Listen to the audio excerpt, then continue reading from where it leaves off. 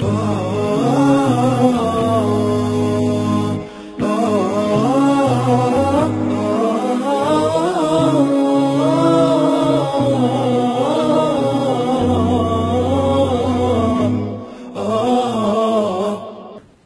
الرحمن الرحيم الحمد لله والصلاة والسلام على رسول الله وعلى آله وصحبه ومن والاه. Assalamu alaykum hurmatli mu'min musulmon qarindoshlarim. Biz oldingi darsda oilaning islomdagi muhimlik haqida so'zladik. Bugun Alloh xolisa shu to'y qilishning muhimligi haqida so'zlaymiz. Oldi bilan shuni bilishimiz kerakki, bu dunyoda yashagan har qanday bir insonning ikki orzusi bo'ladi. Mush yer sharida ta qiyomatchilik yashaydigan va yashayotgan va yashab bo'lgan insonlarning asosli ikki orzusi bo'ladi. U ikki orzusi bo'lsa, biri mush dunyoda salomat yashash, sog'lom salomat yashash. Ikkinchisi baxtiyor yashash. Endi qanday qanchaqda ham xotirjam, ham baxtli yashag'ul bo'ladi. İnson Alloh subhanahu va taolo yaratgan mahluqotlar ichidagi eng ulug', eng katta, eng inchka, eng murakkab mahluq. Shunda bo'lganlikdan Alloh subhanahu va taolo bu insonni yaratib, shu insonning ham baxtli ham xotirjam yashash uchun bir ta'limotni bizga berdi, shu insonlarga berdi. Bu ta'limot xuddi biz bir uskun sotib olsak, elektronli uskun, shu uskun bilan birga chiqadigan tushuntirishga o'xshaydi. Bu ta'limot bo'lsa, dal din qarindoshlar. İnsan özünü yaxshi ko'radi. O'zining mavjudligini yaxshi ko'radi. O'zining salomat yashashini yaxshi ko'radi. O'zining hayotining davom qilishini yaxshi ko'radi. Agar inson mush yaxshi ko'rgan ishlarining amaliga osun deydi ekan, cho'qim Alloh subhanahu va taolo bekitib bergan mush ta'limotga amal qilish kerak. Allah subhanahu wa ta'ala insonlarning ikki dunyoda baxtli xotirjam yashash uchun 124 ming payg'ambarni avatib, bu ta'limotlarni insonlarga yetkazdi va payg'ambarlar o'z hayotida amaliy yashab bizga ko'z tutadi. Shuning uchun butun payg'ambarlar eng baxtli kishilar, eng baxtli oila qurgan, mush dunyoda baxtli yashagan, oxiratda ham baxtli bo'lgan insonlar bo'ldi. Muhammad alayhisalomdan keyin o'limalar keldi. Olimlarimiz, har xil, har sohadagi olimlar insoniyatga baxtli va xotirjam turmush ato qilish uchun tirishdi. Men bu bir o'quvchi bo'lish sifatim bilan musulmon mu'min qarindoshlarimninki ham bu dunyo ham u dunyoda baxtli bo'lsin deb mana bu darsni so'zlab o'tiribman. Endi mushu baxtlik bo'lish ichida biz cho'qim dedik, bizni yaratgan zotning ta'limotiga ko'ra yashashimiz kerak. Shu ta'limotda bizga nima dedi? Qiz yigitlarimiz balog'atga yetgan ekan, cho'qim to'y qilish kerak dedi. Dinimiz to'y qilib oila qurishga bizni bak rag'batlantirdi. Nurg'un oyat hadislarda buni rag'batlantirdi qarindoshlar. Chunki to'y qilishda insoniyat uchun, insoniyatning mush yer sharida nasl qoldirib davomlash uchun, bu insonlar ijtimoiy, psixik va fiziologik jihatdan sog'lom bo'lish uchun to'y qilsa nurg'un katta esil maqsad, nishon va foydalarning vujudga kelganligini Alloh subhanahu va taolo bilganlikdan vaqtida to'y qilish bizni buyurdi. Allah subhanahu wa ta'ala Qur'oni Karimda shunday deydi: Bismillahirrohmanirrohim. Va ankihul ayama minkum was-solihin min ibadikum va imaikum Ve in yakunu fuqara yughnihumullahu min fadlihi vallahu vasi'un alim. Aranlardaki boytaqlarni qiz bo'lsin, o'g'il bo'lsin, o'ylab qo'yinglar. Va shundaqla yaxshi qul didaklaringlarni ham o'ylab qo'yinglar. Ya'ni qul ostinglarda ishlaydigan, shirkitinglarda ishlaydigan, uyinglarda ishlaydigan, zavutinglarda ishlaydigan kishilarni o'ylab qo'yinglar. Deb butun insoniyatga to'y qilmaganlarni, bo'ytaqlarni, qiz yigitlarni o'ylashga Alloh bizni bo'ryapti. Ularni to'y qilib qo'yinglar, beshni o'xshab qo'yinglar. Agar ular kambag'al bo'lsa, Alloh o'z fazli karim bilan ularni boy qildi. Chunki Alloh subhanahu va taolaning fazli karimi nihoyat kengdir. Alloh subhanahu va taolo sizlarning manfaatinglar nada buni bilguchidir deydi. Sizni baxtli qilgan saodatman, nima baxtli qildi, nima sizni saodatman qildi, nima sizga foydali, Alloh subhanahu va taolo buni bilguchidir deydi. Hadis şerifte Resul Ekrem sallallahu aleyhi ve sellem İza khataba ahadun ileykum, yani İza khataba ahadun tardawna dinahu ve hulqahu fezevvicuh illa tef'alu tekun fitnetun fil ardi ve fesad. Eğer sizlar dinidin razı bulduğun, ahlakıdan razı bulduğun adam sizlerinin qışanlar kız sorup gelse, siz çokum onunla kızanlarını beringlar deydi. Eğer onda qilmasanlar, fitne pasatçılık ziminde ve nayeti keng ko'lamlik buzg'unchilik bo'ladi deydi. Buzuqchilik bo'ladi deydi. Mana bu Allah bizga deydi. Eğer siz xotirjam, sog'lom bir yashay desanglar, mushundaq qilinglar deydi qarindoshlar. Mushundaq qilmasak, mushuniga biz hamdam bo'lmasak, hamkorlashmasak nima bo'ldi? Ziminda buzuqchilik, buzg'unchilik, pasatchilik, fitna pasat bo'ladi deydi.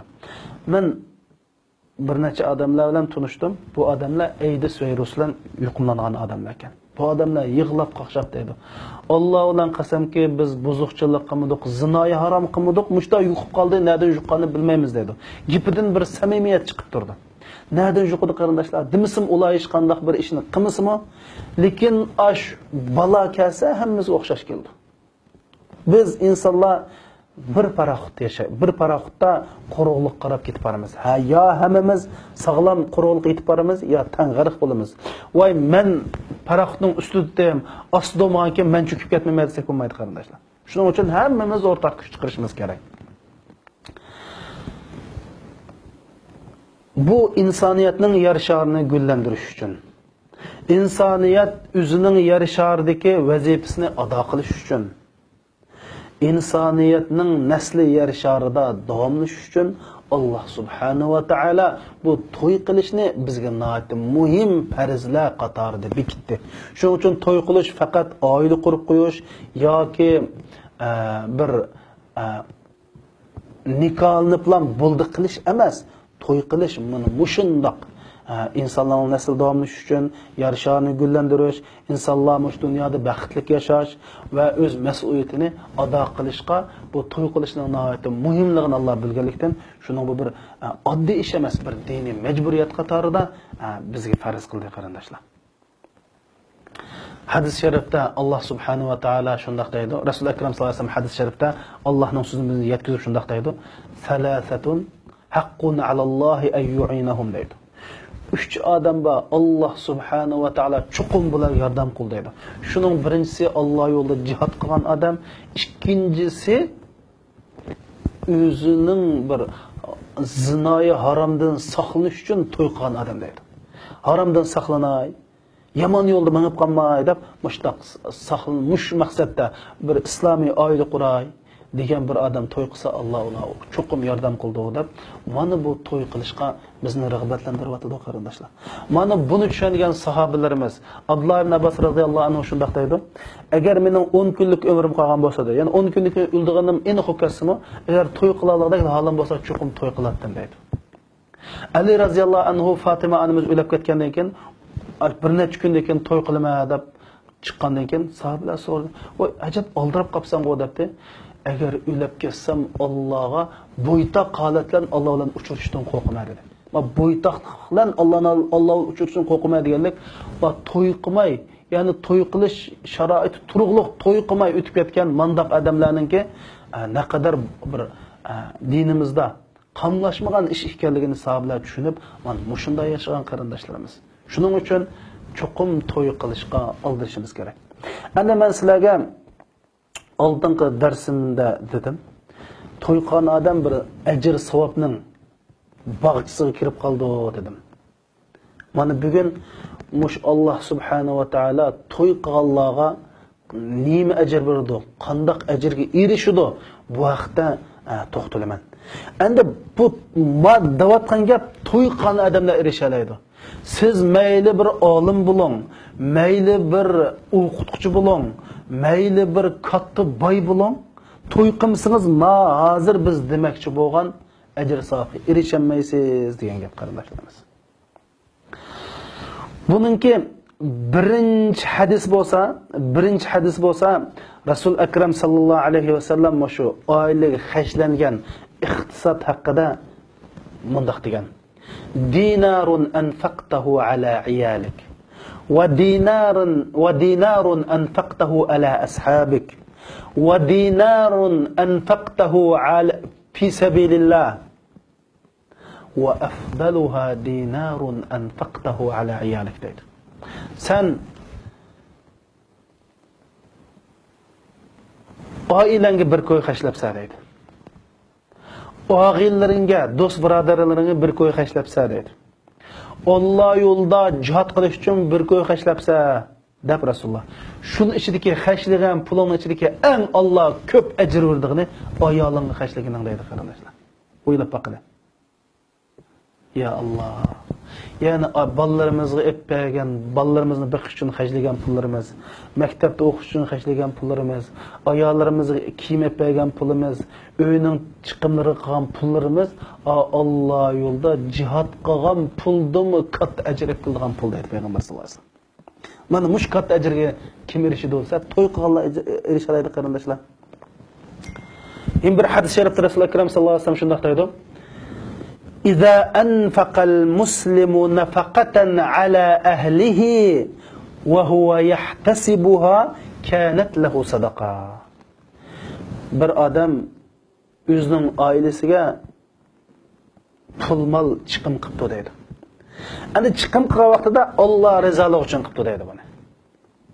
Men Alloh mushundaq oila xashligan pul Alloh rizoligi uchun bo'lgan deb mushtaq bu puli xuddi kambag'al, ojiz, yetim yesirlarga sadaqat qandak pul oldu degan gap, ashuna ajrlar keldi degan gap qarindoshlar.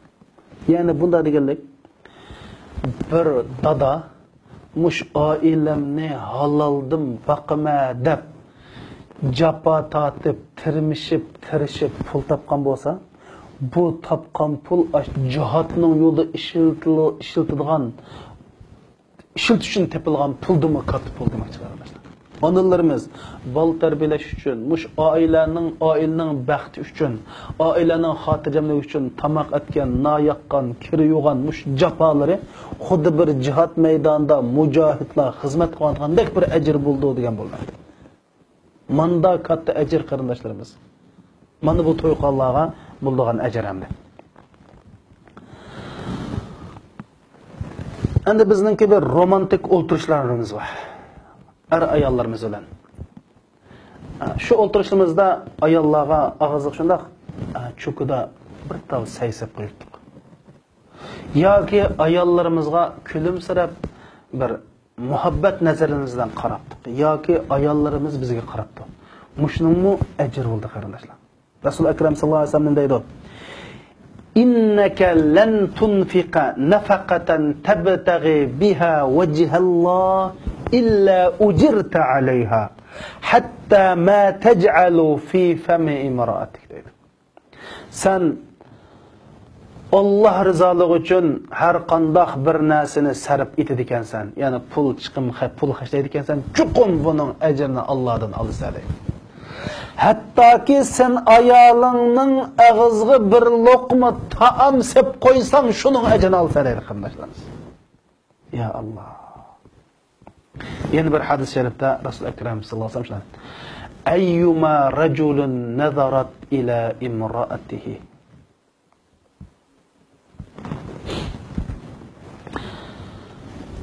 وامرأة وأيما امرأة نظرت إلى زوجها نظر الله تعالى إليهما نظرة رحمة dedi. Her qandaq bir ayol o'zining eriga bir muhabbat nazari bilan qaragan bo'lsa,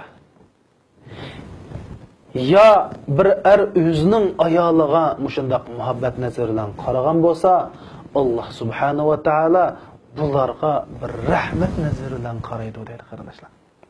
Mana bu to'y qilsak, haloldan ayollarımızga kulimsirsak, ayollarımız bizni kulimsirsa, biz ularga bir muhabbat nazari bilan qarasak, ular bizga bir muhabbat nazari bilan qarasa, Alloh rahmat nazari bilan bizga qaraydi degan. Yani bir to'y qilgan odamda bir kuni necha qatam mushunda qarash bo'ldi. 1 yilda-chu, 30 yil, 50 yil uy tutganlardachu, ya Allah. Allah mushunda rahmat nazari bilan qaragan odamga chuqum rahmat qiladi. Chuqum Alloh subhanahu va taolaninki rahmatiga erishadi qarindoshlarimiz. Bundan katta ajr savob to'y qilmaganlarga yo'q, to'y qilganlarga bor. Mana bu to'y qilish odat ish emas. Dal biz ajr savob bag'ishsin kirib qolganlar qarindoshlarimiz. Xuddi shunda bag'ishga kirsak, bir alimini xalsak, o'zib yegandak, ayolimizga, balalarimiz shundoq bir kulimsirab qarasaqlar, bizga Allohning bizga rahmat nazaridan qarashiga erishimiz degan gap. Buni mendimidan Rasululloh da'vat etdi, mu'min musulmon qarindoshlar. Men sizlarning qalbingizga, yurakingizga bu gapni da'vat etaman. Mana bu shundoq ajr bor qarindoshlarimiz.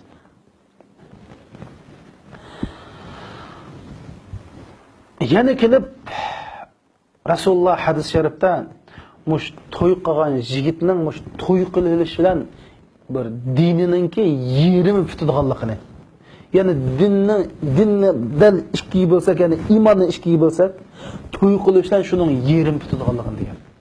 Chunki to'y qilmaganlikdan nurg'un buzuqchilik, fasodchilik, nurg'un bir ijtimoiy, psixik, fiziologik chatoqlardan chiqadiganlikdan to'y qilsak mushundaq iymondan sog'lom bo'ldi. Buni to'y qilgandan keyin qarindoshlar ko'zimiz haromdan saqlandi, tilimiz haromdan saqlandi. Ko'chalarda, u yerda bu yerda daldangishib yurmaymiz. Oilamiz va illiq bolalarimiz bir issiq bolalarimiz va uy kirsak kulib turadigan, choyni qo'yib tamoq etib turadigan, kulimizni yuvib turadigan bir ayolimiz bor. Kirsak voydada bizni kutib oldigan, bizga chaplashib turgan bolalarimiz va mana mush bizni nurg'un yomon ishlardan saqlab qoldi. Demak, dinining yeri mushun bilan to'y qilishlar tutadi deydi. Rasul akram sallallohu alayhi vasallam hadis sharifda "Man razaqahullohu imra'atan solihatan faqad a'anahu ala shatri dinihi falyattaqillaha fi shatril baqi." Agar bir odamga Alloh bir solih, yaxshi ayolni rizq bergan bo'lsa, demak bu odamning dinining yerimiga Alloh to'liqlab bergan bo'ldi. Qolgan yerimda Allohdan qo'rqsin. Demak, bu solih ayolning to'y qilishning mushundaq dinimizga, iymonimizga mushundaq foydasi borligini mana Rasul akram sallallohu alayhi va sallam bu hadisda deb o'ltirdi qarindoshlar. Hamda biz bir cho'ng bir damullamlarni, mo'ysifat odamlarni, taqvo, solih, yaxshi musulmonlarni ko'rsak, shularning bir duosini ilib olsak deb ota-onalarimiz sha'atlab palonning duosini olib kelmay deb bordigan. Uylar kirs qo'ylarni bo'g'izlab, go'zal dasturxonlarni salib duosini olmay deydigan. Ammo to'y qilgan odam Rasulullohning duosini oladi. O'ylab boqinglar qarindoshlar. Rasulullohning duosini oladi. Yani Resulullah'ın duası şersiz icabet. Resulullah şundaq deydi.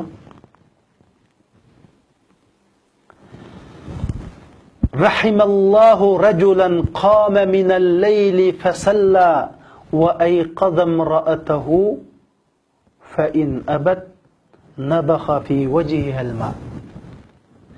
Yani her qandaq bir er kishi kechis qo'pib, o'zi bir 2 rakat namoz o'qib, ondan keyin ayolni o'g'atsa deydi.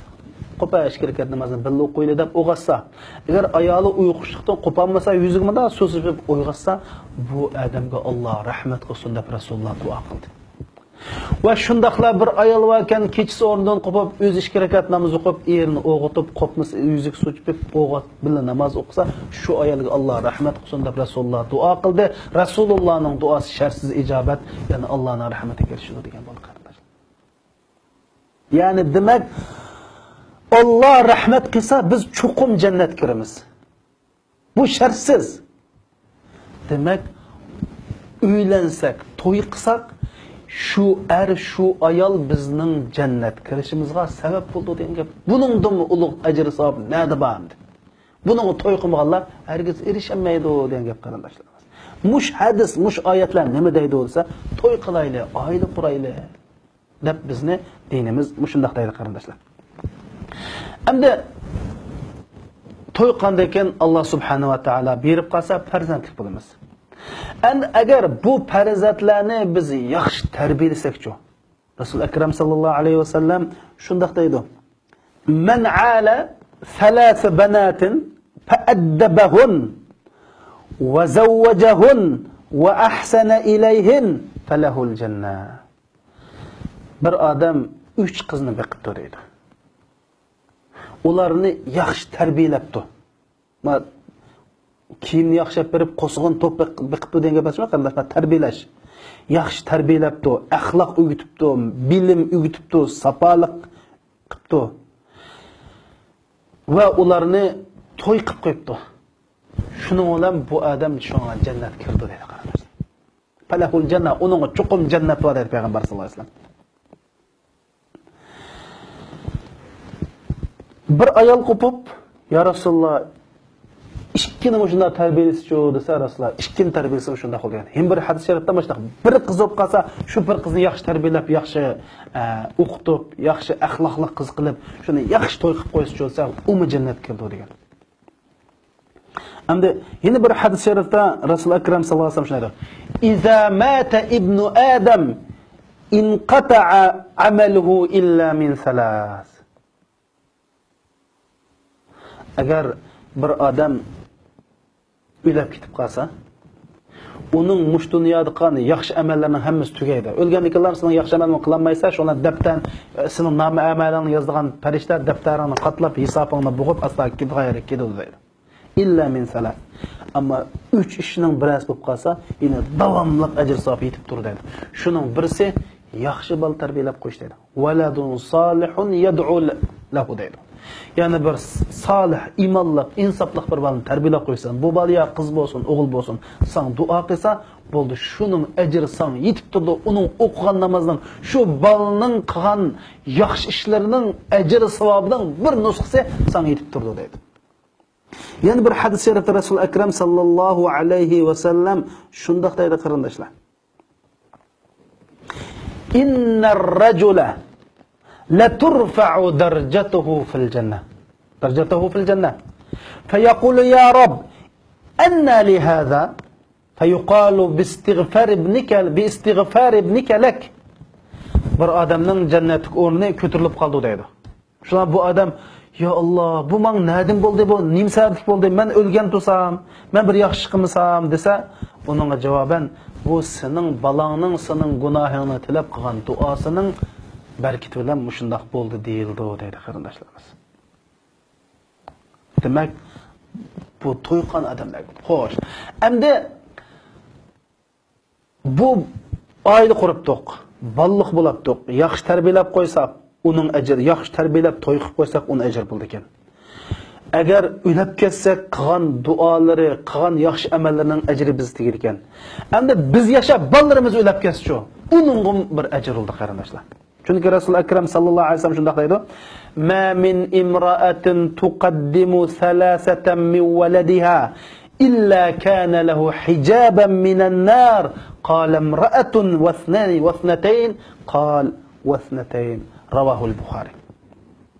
Rasul akram sallallohu alayhi vasallam shunday dedi: agar bir ayol ekan, bu ayolning 3 bolasi o'lib ketgan bo'lsa, bu ayol shuning 3 bolasi o'lib ketgan ayol bo'lsa, bu o'lib ketgan bolalari qiyomat kunsi shu ayolning do'zax kirib ketishining bir tusalg'usi bo'ldi deydi. Ya'ni mush bol sababli o ayol do'zax, ya'ni do'zaxga bulab ketgan ayol do'zaxdan qutulib qoladi deydi qarindoshlarimiz. Bir ayol qo'yib ya Rasululloh, 2 bolasi o'lib ketgan bo'lsa, 2 bolasi o'lib ketgan bo'lsa, shunday bo'ldi degan qarindoshlarimiz. Ya'ni demak bu farzandlik bo'lsa, bular hayot bo'lsa asli bizni jannatga kirgizdi ekan. O'lib ketsa asli bizni do'zaxdan xalos qildi ekan. Demak oila biz uchun jannatning darvozasi qardoshlar. Bu faqat to'y qilib, oila bo'lganlarga erishadigan fazilat. Endi ikkinchisi, yana shu ajrlardan agar bir ayol Qur'on hadis bo'yicha qarg'ulaç emas, Qur'on hadis bo'yicha Alloh subhanahu va taolo bekitmagan o'lcham bo'yicha eriga itoat qilsa, bu ayolning jannatga kiradiganligi. Çünkü Resul Ekrem sallallahu aleyhi ve sellem şunu deydi: "Eyyuma imra'atin matat ve zawjuha radin anha dakhalal cennet." Dakhalatil cennet.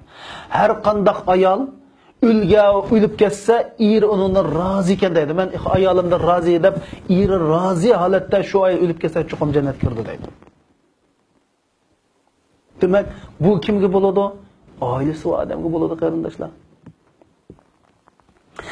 Endi hatta o'ylab baqal qarindoshimiz, ya Allah, ya Allah. Hatta mush ayol bilan bir yerga bo'lsa-mu, mushning ham ajr berdi deb payg'ambar sallallohu alayhi vasallam. An Abi Dar radhiyallohu anhu qala Rasululloh sallallohu alayhi vasallam va fi bid'a ahadikum sadaqa. Sizlarning biringlar ayollar bilan bir yerga bo'lsa-mu, buning o'zi bir sadaqat bo'ldi, ya'ni savob bo'ldi debdi. Kayfa ya Rasululloh ahaduna yati shahwatahu va yu'jar. Bu qanday bo'ldi ya Rasululloh? Biz o'zimizning eng orzu qiladigan ishini, ya'ni biz o'zimiz bir orzu qilib, o'zimiz talab qiladigan ishni qilsak Alloh ajr beramdi deb sahobalar bu hayron qoldi. Ey dimsin qarindoshlar, o'ylab baqinglar. Oy Allohga bergan tamoq va etbergan kiyim, etbergan uy, bolalarimiz yuzgan kiyim, etbergan kiyim, bolalarni o'qitish uchun xarjlagan pul, bu hammasi jihad, Alloh yo'lida jihad qilgan puldim, jihad yo'lida xarjlagan puldim katta ajr bo'lsa, hatto bir yaqin qilsam ajr bor. Bu sahobalar hayron qoldi. Ey dedi Rasululloh, agar sen shu ayoling bilan emas, bir yot bilan zina qilsang harommi deb, harom deyiladi degan, Allohning xalqini Alloh ajr beradi qardoshlar. Shuning uchun dinimiz mana, dinimizda bir cheklanish, bir mahrumlik yo'q qarindoshlarimiz. Dinimiz bir narsani harom qilsa, bizga cheklasa, uning badiliga, o'rniga minglagan, 10 minglagan halol yo'lni ichib turdi qarindoshlarimiz. Shuning uchun dinimizda mushunda to'y qil dedi. Savobga erish, ajrga erish, oila qur dedi. Uning aksicha, buning o'dmay zinoy, fohishlar bilan avratlarini ichib yurgan o'g'il qizlarimizga qanday jazo bo'lib bilamsizlar? Payg'ambar sallallohu alayhi va sallam mush arshi Allohga chiqqan vaqtida ketib berish yo'lida mush zinoxo'rlarning ahvolini ko'rdi. Qarasa, bir tunudek bir yerda nurg'ulg'an qip-yalang'och ayollar ash varang churung, qo'qon ash voy vajnalloh, voy tava deb shu yerda yurgan. Rasululloh bu manzarani ko'rib, yoqis tutib, "Ya Jibril, bular kimlar?" deb so'raganda, Jibril javob berib, "Bular zinoxo'rlar" degan. Rasululloh qarasa, bularning ostidan bir o'tning ushqundilar kelayotgan. Bu bichalar chuqon so'ran silib, qichib, bu yerdan chiqtay desa, buning shakli tunudek bo'lganini ash chiqtay deb ig'ziga kelsa, yen o't buni sho'rab ichiga akirib qolgan. Mushundoq bir manzilni ko'rdi. Shuni Ibn Abbos radhiyallohu anhu odam o'ltirganlikdan qilib qolsa zinoxo'rlik qaram degan. Qarindoshlar, zinoxo'rlik hammamiz bildigan bir zina, bu zina. Ondan başqa ko'z zinosi namahram qarasak, til zinosi, shunda qahlarning qiz to'g'riliq, shunda qamlashmagan zino aloqalar gaplarni qilsak, ko'z zinosi, quloq zinosi, til zinosi, qo'l zinosi, put zinosi, hamma zino qarindoshlar. Bundan saqlanishning birdan biri Alloh subhanahu to'y qildi, hatto 4 kishi to'y qildi qarindoshlarimiz. Qudratın yetsa, sen shunga loyiq bo'lsan, iqtisodiy jihatdan, jismoniy jihatdan, ma'naviy jihatdan adil bo'lsan, hatto 4 kuch ol dedi. Lekin zinoni hammasini, mayli ko'z, quloq bo'lsin, mayli bevosita cho'ng zina bo'lsin, hammani harom qildi dinimiz. Shuning uchun biz qarab boqaylik qarindoshlar. Alloh subhanahu va taolo Qur'oni Karimda "Va min kulli shay'in xalaqna zawjayn la'allakum tadhakkarun." Biz butun yer sharida hamma narsani jup yaratdik deydi. Bu jup yarilish degan oyatdan ya insonlar dunyosi, ya hayvonlar dunyosi, ya o'simliklar dunyosi, ya mikroblar dunyosi, yoki zarrachalar dunyosi bo'lmoq xohlamas. Hammasi jup-jup bilan qanday. Bu bir xil qonuniyat. Biz bu qonunga bo'ysungan vaqtida ham baxt saodat yashay olamiz. Biz boshqa dinlarga qarab boqaylik qarindoshlar. Boshqa dinlarga qarasak, men mushu mush haqda material ko'rish jarayonida xristian dini, Budda dini, otashparast dini, Hindi dini, mush dinlarning to'y qilish masalasiga qanday qaraydi desam, hammasi bir xil xatolik baqamiz. Qanday xatolik? Hamma dinda mushu bo'libmi damul shu dinning mullari, toliblari, shu diniy ibodatxona xizmat qilgan odamlarga asosiyatdan hammasi to'y qilish harom degan. Butparastlar rohiblar to'y qilish bo'lmaydi. Chunki to'yqonlik inson o'zini bulg'anlik. Bu rohiblar bevosita Alloh bilan aloqa qilgan odam, Alloh aloqa qilgan odam chuqur pok bo'lish kerak deb rohiblarni to'y qilib qo'ymagan. Xristian dinini o'zinglar bilasizlar, rohiblarga, xristian dinidagi cherkovlardagi cherkovning xizmatini qilgan, o'zini maxsus ibodat atgal ashlarga to'y qilish harom qilgan. Aksicha gez jurnal o'qib butun buzuqchilik, butun kasal, butun mush o'xshash jinslar mushu cherkovlardan ko'p chiqayotgan. Rasvochilik. 70 million odam ayishadigan bir cherkovning boshliq qanday qilsam, ayishlarni to'y qildi. CNA'da buning xabarini ko'rdik. Bir necha kun burun ayna Ispaniyada bir cho'ng poptiki cho'ng amal va bir odamni amal deb tashladi. Nima qilsa bir ayishlarni to'y qildi. Demak, qarindoshlarimiz, dinimiz shu. Dinimiz bizni mushunda to'y qilsang katta ajr bor dedi. Hindiston dinida qanday ekan desanlar, bir odam hayotida to'y qilsa, hayotida juyinmasa bu eng taqvo odam hisoblanadi ekan. Bu odam zot avliyo hisoblanadi ekan. Dinimiz shu pokizlik iymonning jumlasi dedi. To'y qilsang mushunda ajr bor dedi. Allah subhanahu wa ta'ala mushni anglagan qarindoshlarimizninki yo o'zi to'y qilishga aldirsin, yo boshqalarni to'y qilib qo'ysin qarindoshlar.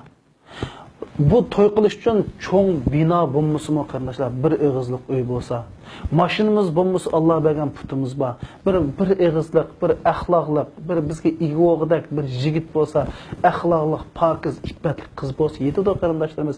Rasulullohning davrida bir Julaybib deydigan sahoba bor edi. Bu sahoba o'zining bo'y paka, chiroyi sat, ham kambag'al sahoba edi. To'y qilinmay Rasululloh deb ketdi, "Ya Rasululloh, men qiyomat kuni hur aynigo alami ya Rasululloh jannatga kirsin" debdi.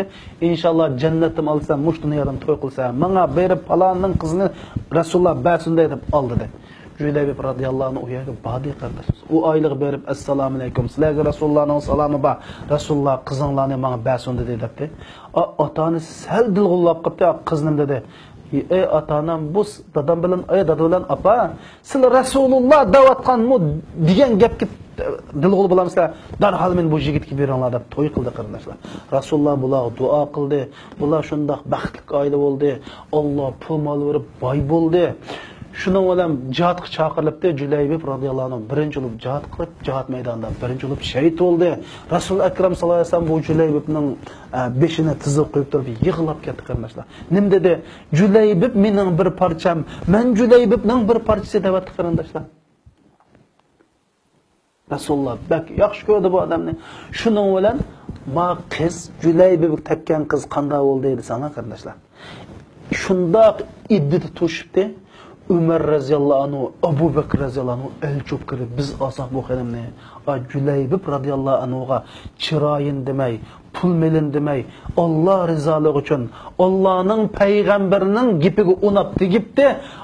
Abu Bakr Umardak kishilar ishigida o'chirib turib biz olsak ham bu xonimni degidak mush dunyoda ajrni ko'rdi.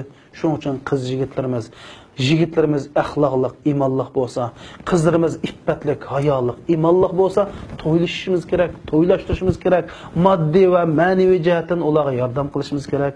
Assalomu alaykum va rahmatullohi va barakatuh.